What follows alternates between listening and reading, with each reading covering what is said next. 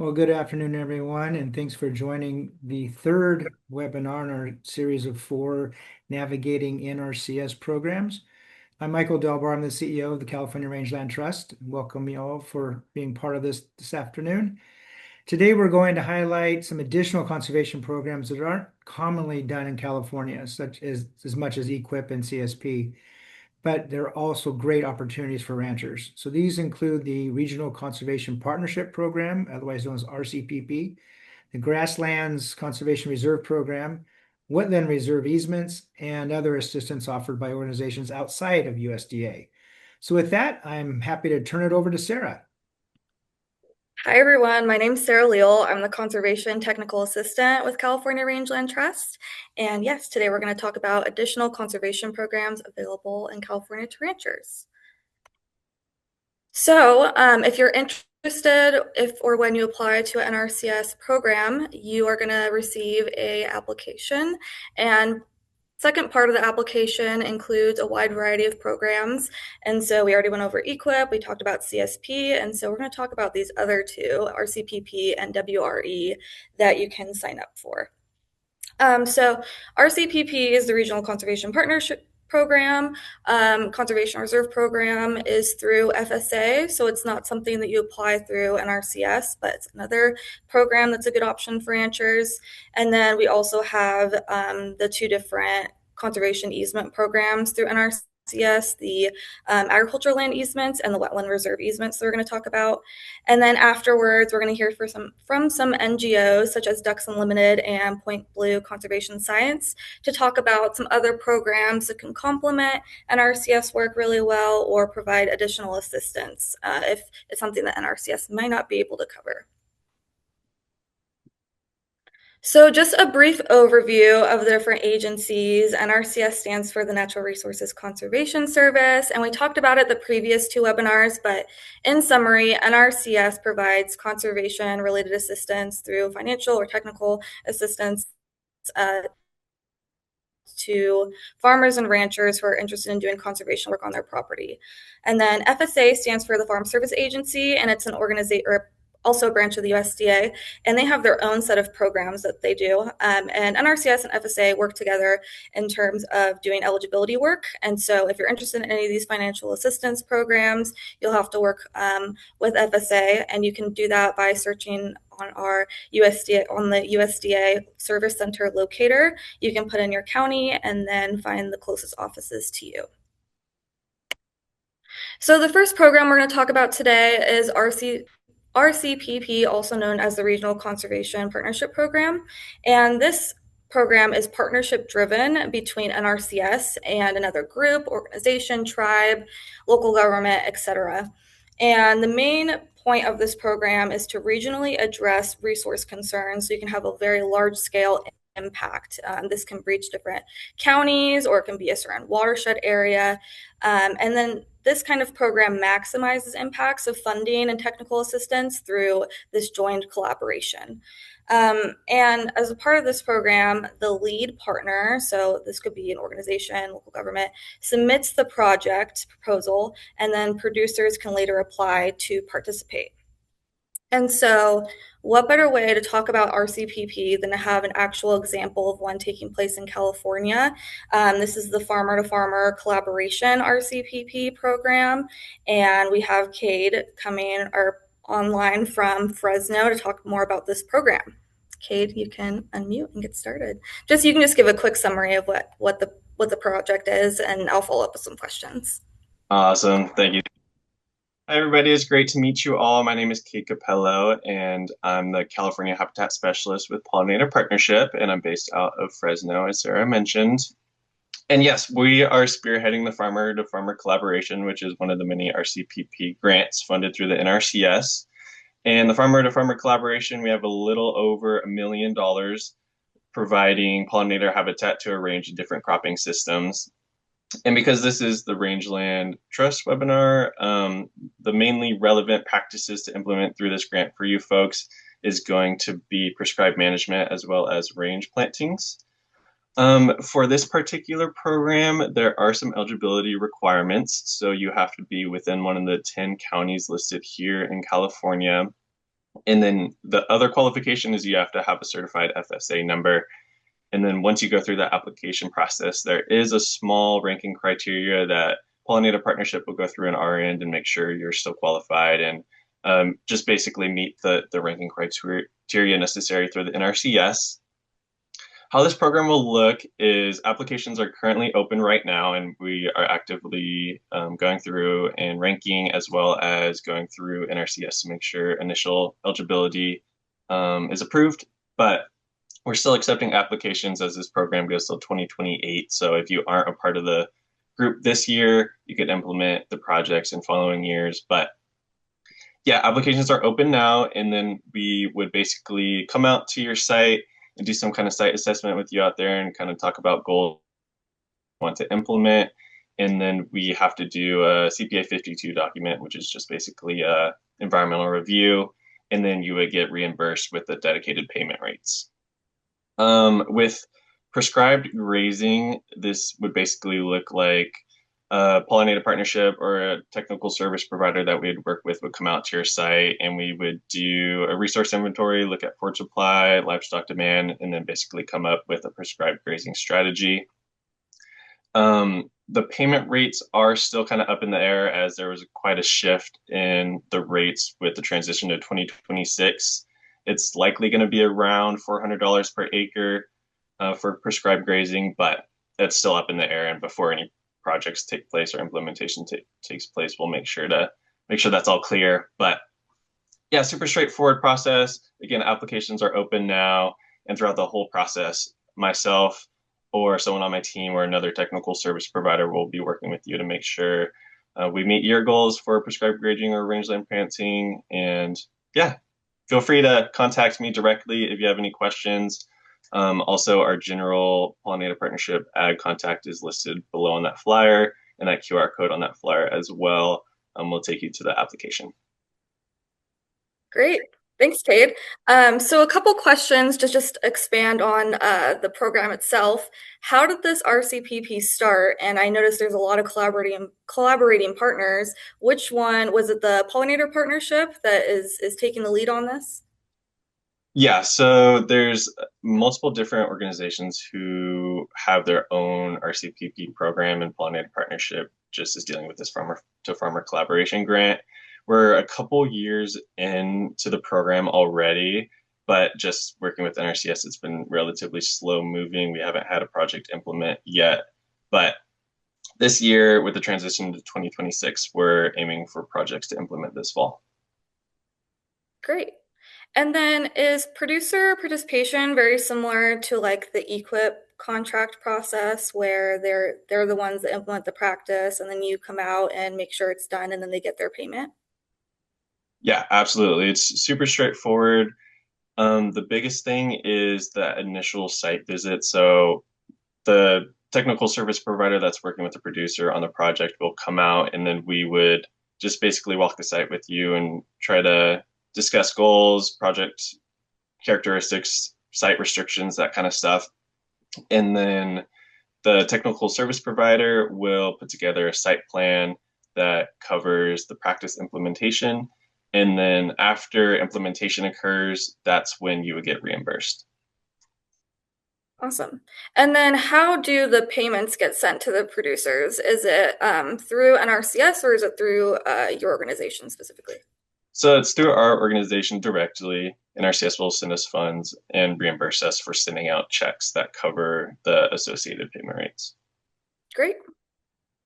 Awesome. Well, that's all the questions I have for you, unless anyone has any RCPP specific questions for Cade before we move on. Doesn't look like any came in so far. Okay, perfect. Thanks, Cade. Awesome. Thanks, Sarah. And again, feel free to call me directly if you have any questions. Always happy to field some calls. Perfect. All right, so the next big program we're going to talk about is the Conservation Reserve Program, and there's different layers to this program. The main one that I think is of most interest to ranchers is grassland CRP, but I'm going to mention the other ones just so you are aware of what the differences are. And so when you go to FSA to apply, you'll have that background information. So CRP is a FSA program. NRCS will come in and help with things like field inventory and putting together a conservation plan, but everything is mainly through FSA. They are 10 to 15-year contracts with annual rental payments. And general CRP specifically involves taking farmland out of production and planting resource conserving species. So it depends on the area, but this can be grasses, trees, forbs, all of that. And these programs are annual signups that involve a ranking process based on environmental benefit. So probably doesn't apply to a lot of ranchers out there, but just something to be aware of. The important dates for CRP, continuous CRP, the deadline already ended for this year. General CRP is open, and then grassland CRP is not open yet, but that will most likely occur sometime in the summer. Okay, so continuous CRP is the other option. It focuses on the enrollment of environmentally sensitive lands and includes practices that address things like water quality and wildlife habitat. Because of this, you see that the payment rates are pretty high per acre for, this is not the full list of counties, but just an example. These were this first row of numbers is the average rates, I believe, last year. And then these are the most recent payment rates on the right. So pretty high, but that's because they're compensating for taking farmland out of production and doing some pretty significant wildlife habitat or other habitat work. So they also have certain initiatives like the water-related initiatives, highly erodible land initiatives, the state acres for wildlife enhancement. So this is the program that has the additional initiatives with the higher payment rates instead of the general CRP. And then this map on the right shows that CRP is not extremely popular in California, just enrollment-wise. You have some people towards the central coast that have higher amounts of acres enrolled, a little bit in Northern California. But overall, CRP does not have as big of a presence in California as compared to some of these Midwest states like Colorado, Kansas, all of that. Oh, Kansas specifically. And then the program that is of most interest, I believe, to ranchers in California is Grassland CRP. Grassland CRP also has annual payments to keep established grasslands in production. So this one specifically allows grazing. The previous CRP or the other CRP programs do not really allow grazing unless there's like an emergency situation where they're granted permission. You can do grazing, haying, or you can leave it idle, or you can just leave it for wildlife and create a wildlife habitat plan. Along with these annual payments, you will also receive 50% cost share assistance if you want to add things like fence or livestock watering facilities. So because of all of this, the payment rates for grassland CRP are a little lower than the other CRP options because you're keeping things in production. There are some limitations to this program. It's not eligible on land enrolled in another program. You can't stack them. And you can't graze or hay during the primary nesting season. So that's county or area dependent. And then you must maintain compliance. So they're paying you to keep your land in grass. So you have to do that for the duration of the 10 to 15-year contract. And you want to make sure you're not, overgrazing, turning the field into a feedlot, something like that. And so if you want to work with, if you are interested in the Grassland CRP program, you're going to want to schedule an appointment with your local FSA office. A lot of these offices are really busy, so scheduling an appointment is the best option, and you can use that USDA Service Center locator that I mentioned previously. So another program that is potentially of interest to producers is the Agricultural Conservation Easement Program, or ACEP. There's two different branches of this program. One of them is the Agricultural Land Easement Program. This one is one that CRT deals with a lot specifically. It protects agricultural use, future viability, and related conservation of working agricultural lands. It limits non-agricultural uses of the land that negatively affect its agricultural uses and conservation values, protects grazing uses and other conservation values, so it involves restoring and converting eligible land.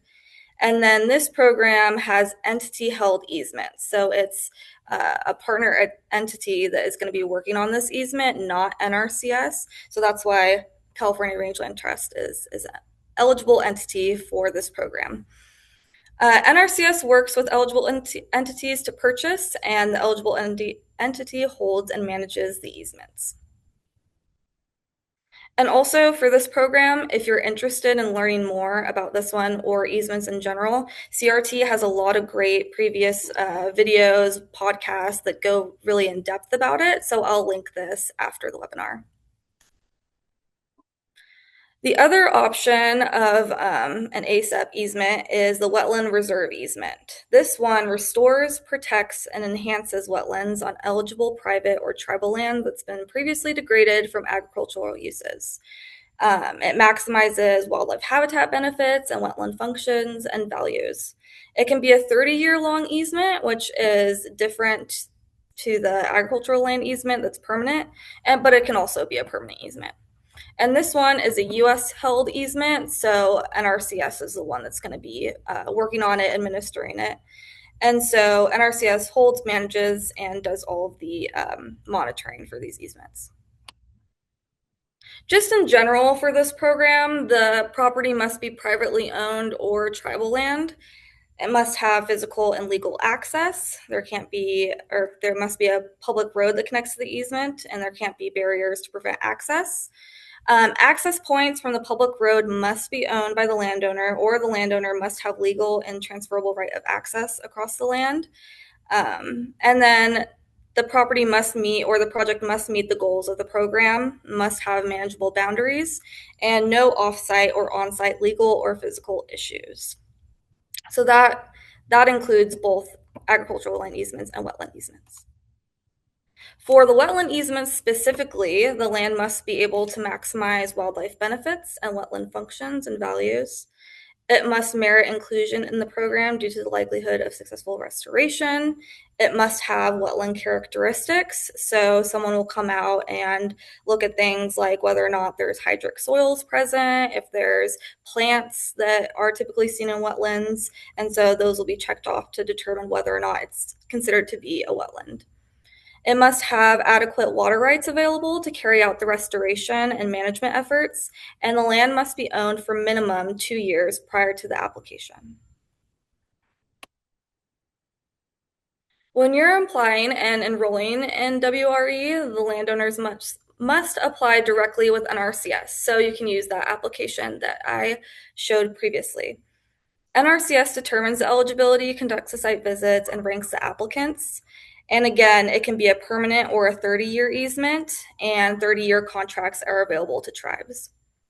If you're selected for an WRE easement, NRCS will work with the landowner to develop a plan to specify how the site will be restored, protected, and managed. So there is a restoration aspect to this program.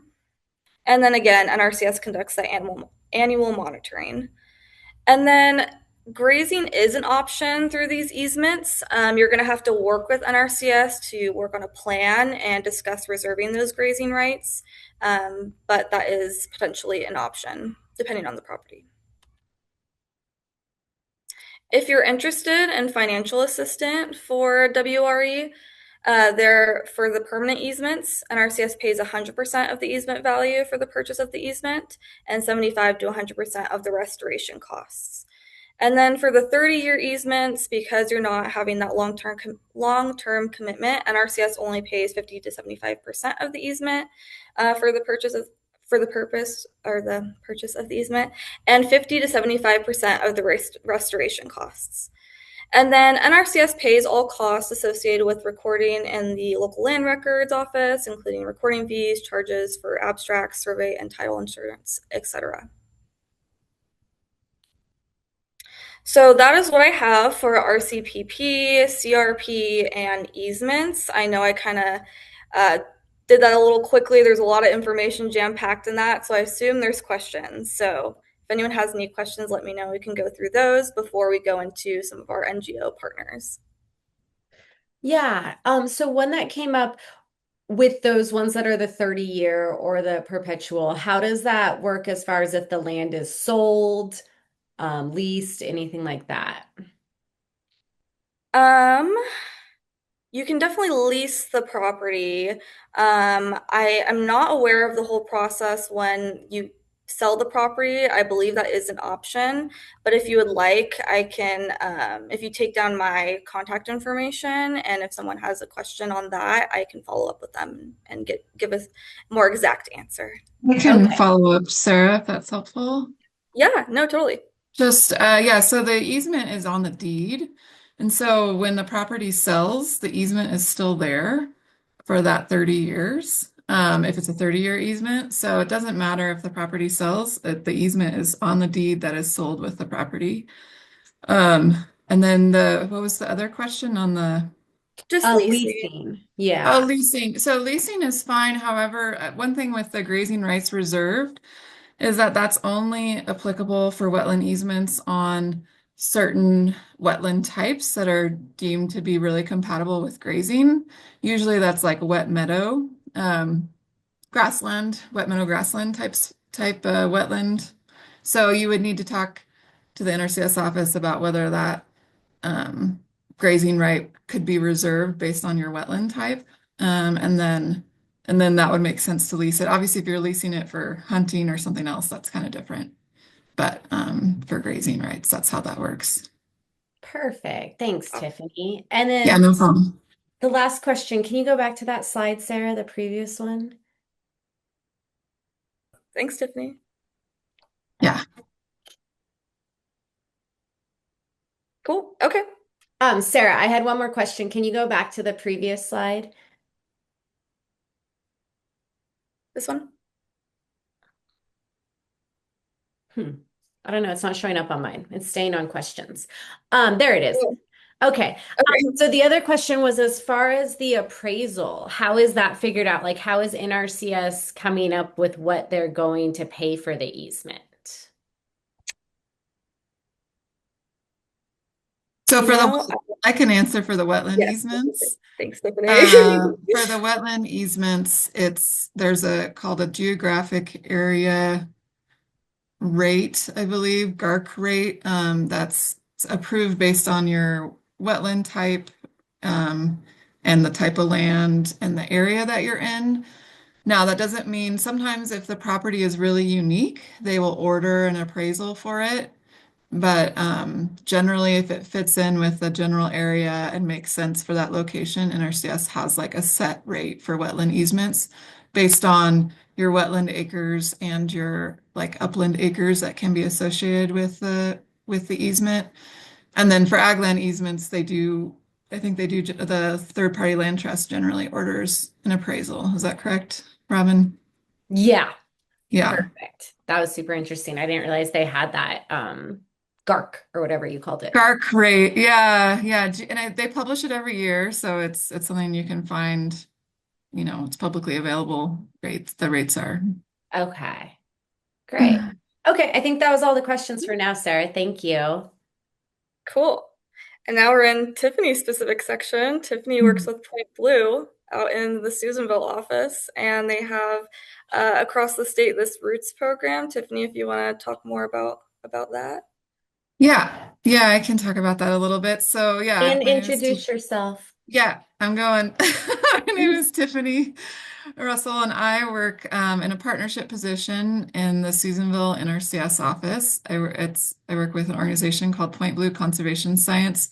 We're based out of Petaluma, California, but we have partner biologists embedded in NRCS offices across California. I believe there are about 15 of us currently. So we work hand in hand with NRCS staff to help implement NRCS programs, especially dealing with wildlife habitat, but we do a little bit of everything.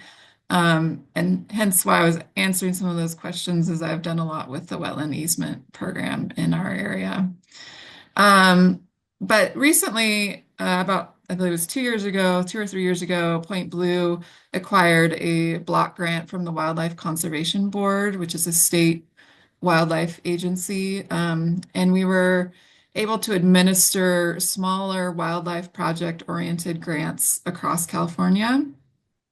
These were all kind of examples of it were pollinator plantings, riparian creek restoration, oak woodland restoration, native grassland work. We did some hazardous fence removal, installing wildlife-friendly fencing, and we've also done some livestock water and wildlife water sources. So it's a combination of projects. They're meant to be uh, kind of similar to NRCS, but a little bit more flexible, and we cover 100% of the costs generally with this program. So we try to include landowner time, labor, transportation, getting to and from places, getting materials, all the materials. And so the idea is that it's more accessible for folks that maybe don't have any money to contribute to a project potentially. It's supposed to be a little more all-encompassing. Now, this Roots program was funded for 4 years. We currently have basically allocated all of our funds to projects that we received. And so we're not taking any new projects currently.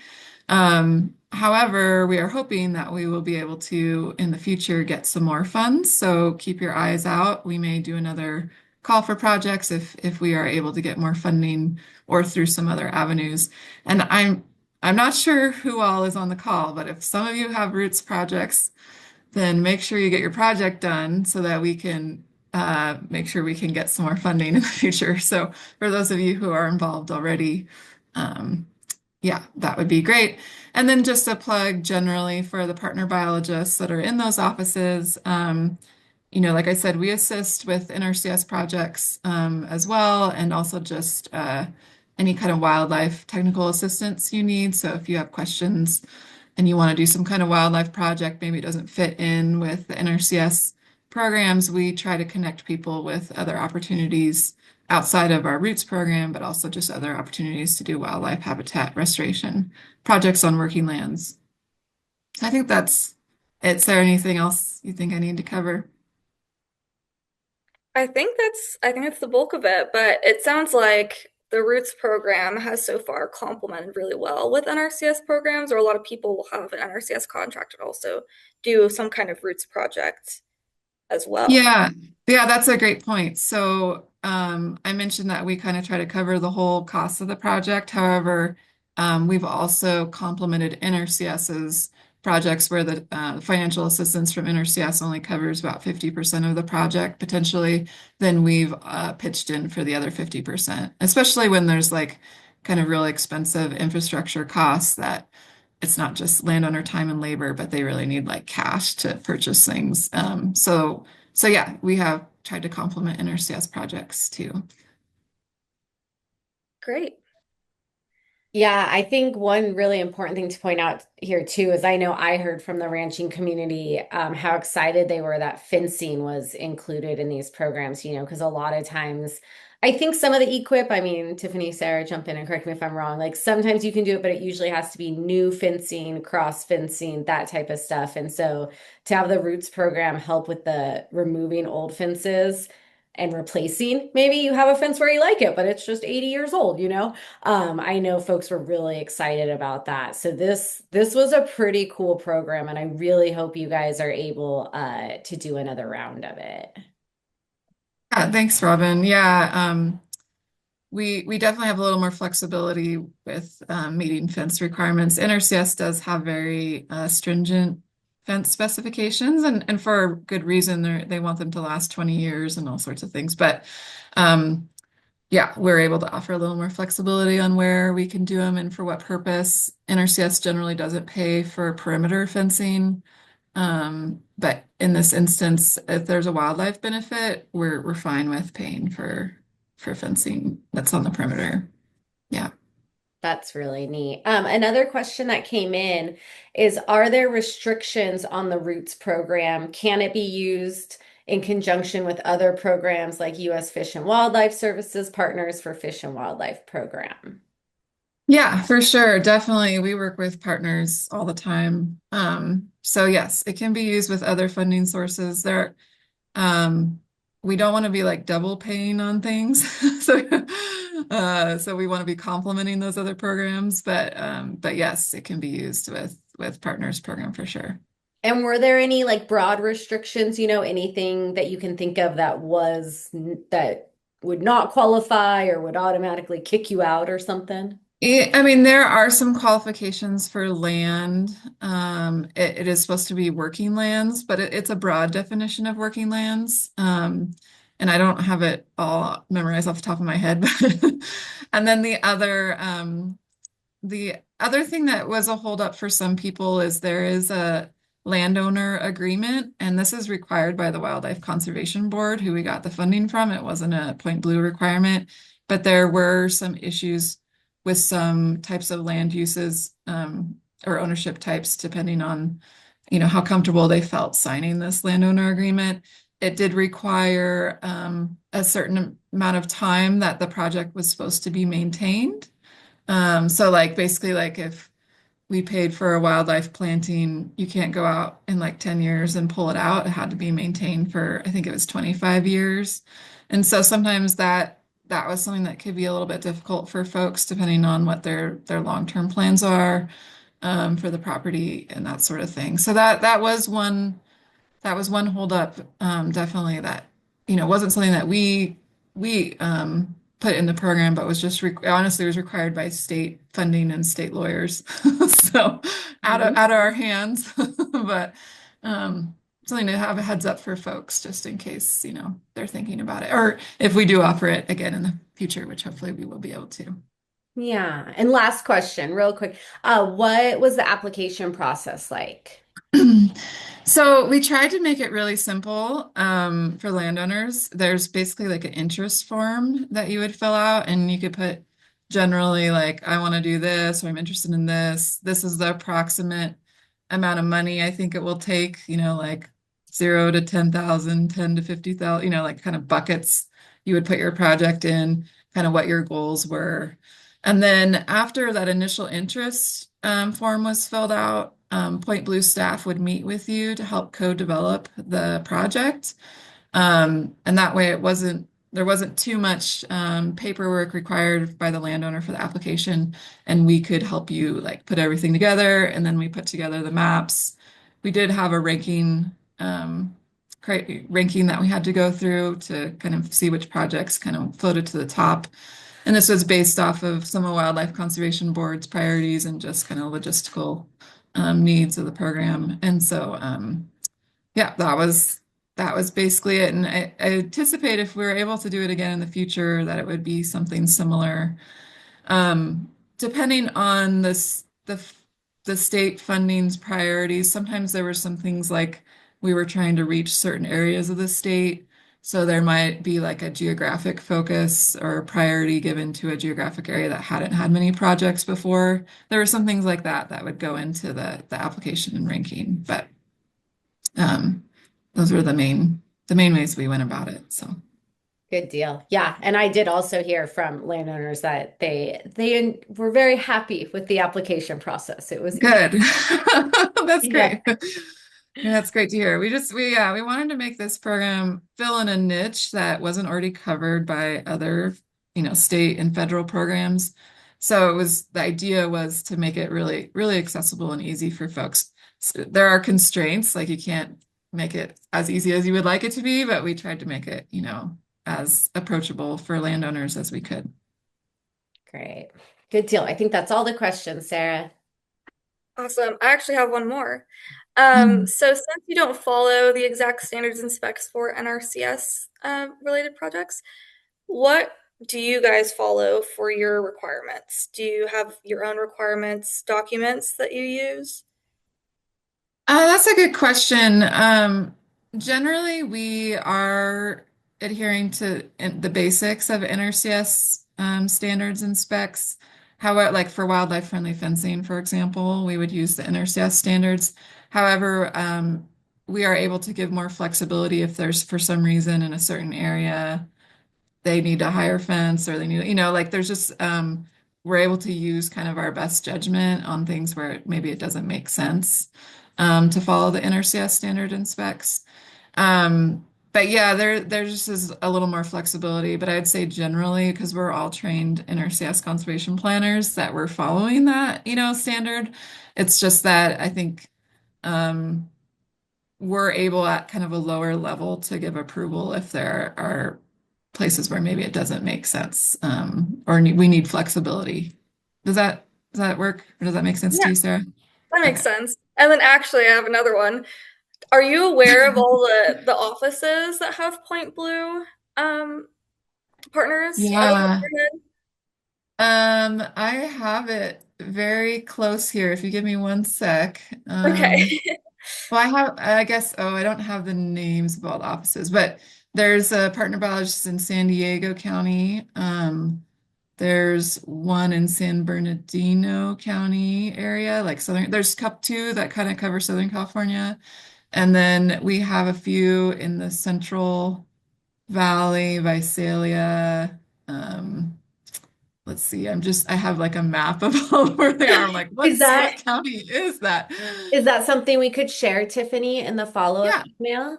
Okay, yeah, that'd be great. Yeah, I can send that to you. Yeah. And that'd you be can share it. perfect. And it shows the counties that we cover, like we have partner biologists in, and then sometimes they're in the NRCS office, but they also work in an adjoining county too. Perfect. Great. All right. Well, the next NGO that I wanted to bring up is Ducks Unlimited because they also have financial assistance opportunities for people who want to improve like wetland habitat and whatnot. Amelia, if you're online, you can go ahead and share your screen. I'll stop sharing.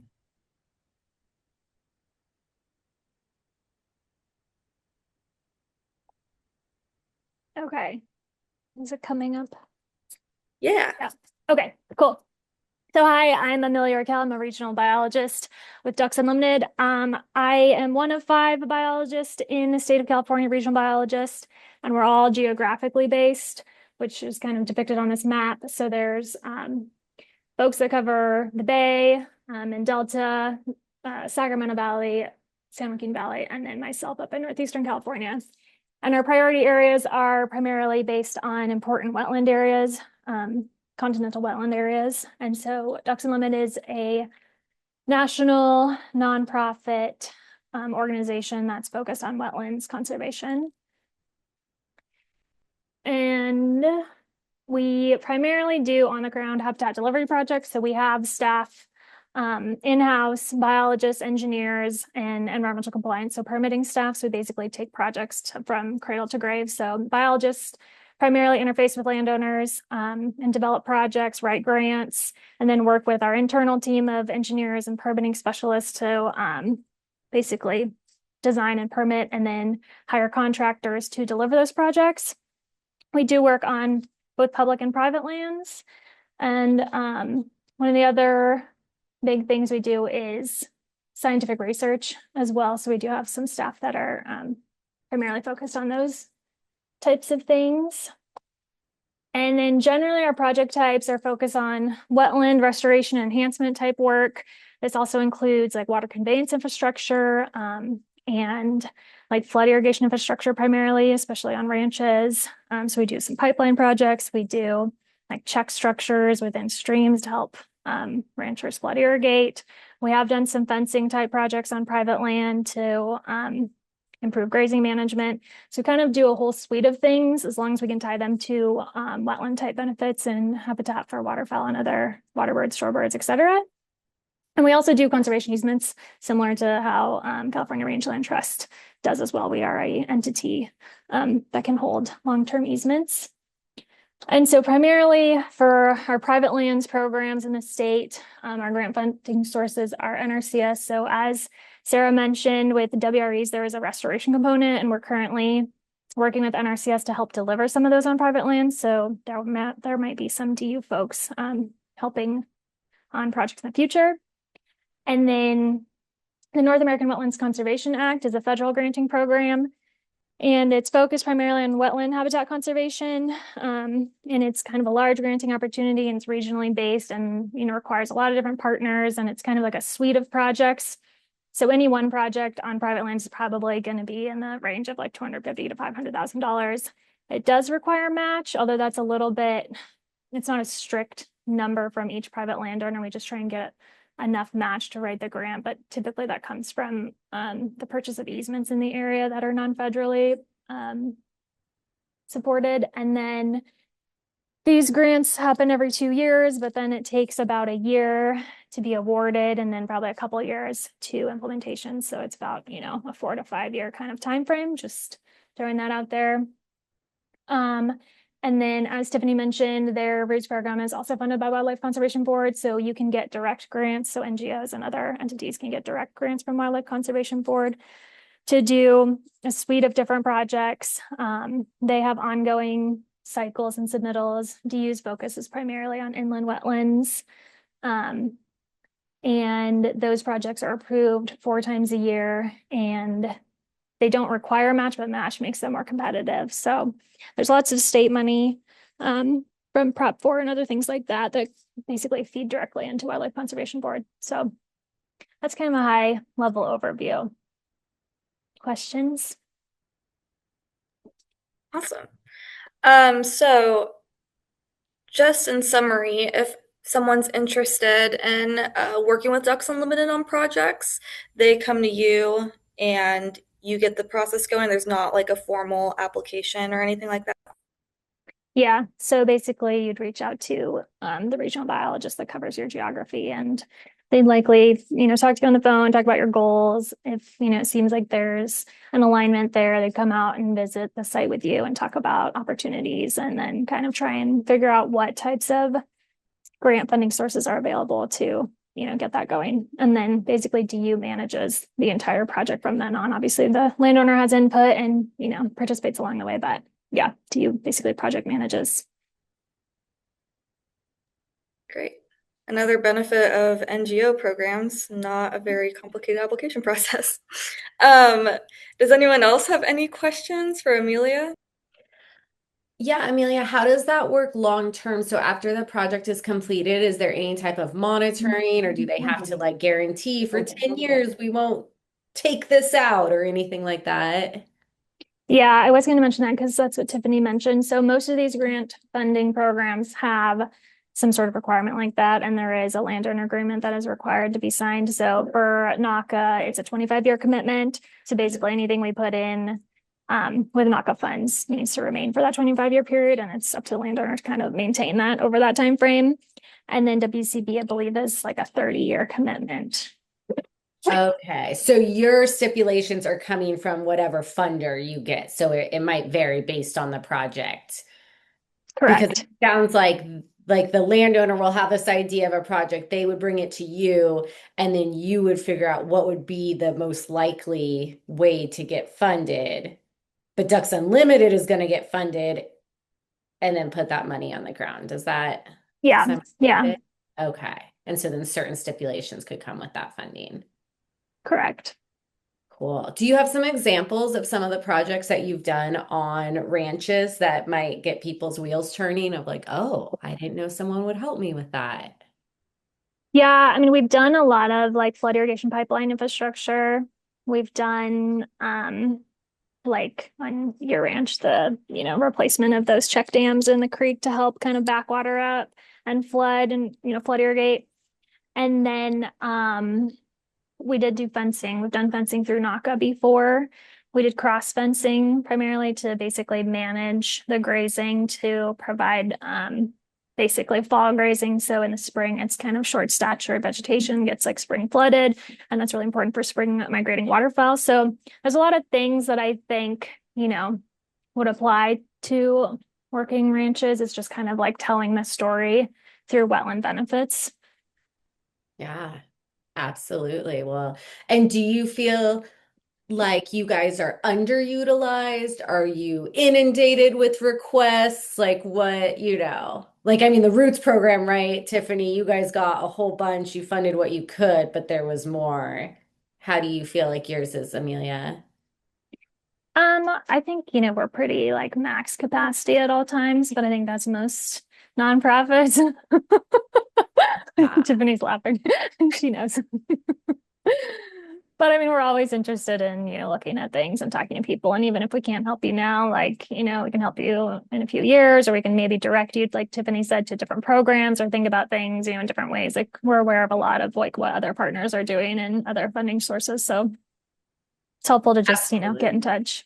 I think that's such a great takeaway, Amelia, for everyone on this is that, there's all these NGOs out there that do have funding or access to funding, so if you have an idea, even if it doesn't fit in that bucket, they can absolutely help connect you maybe to another opportunity. I also just have to point out when you showed that map that your range is very large compared to everyone else's. I get that there's like a lot of ducks in that little Sac Valley area, but Yeah.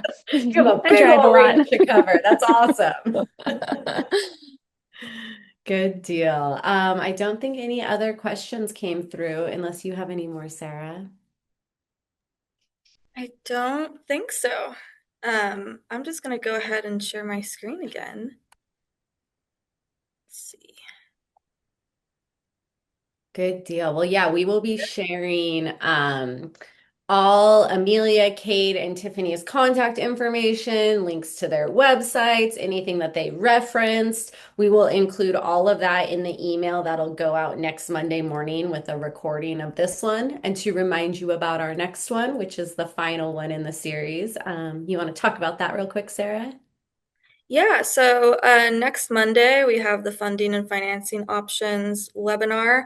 And so one thing with all of these programs is that for federal programs specifically is that it can be really hard to get started if you don't have the upfront costs to pay for some of these projects. And so we're going to talk about how you go around that, what your options are if you need money ahead of time, and also some grant opportunities that are available to assist with that. So if you're interested and you want to sign up for any of these federal programs, this would be a good one to attend to think about just the financing and funding option going into it.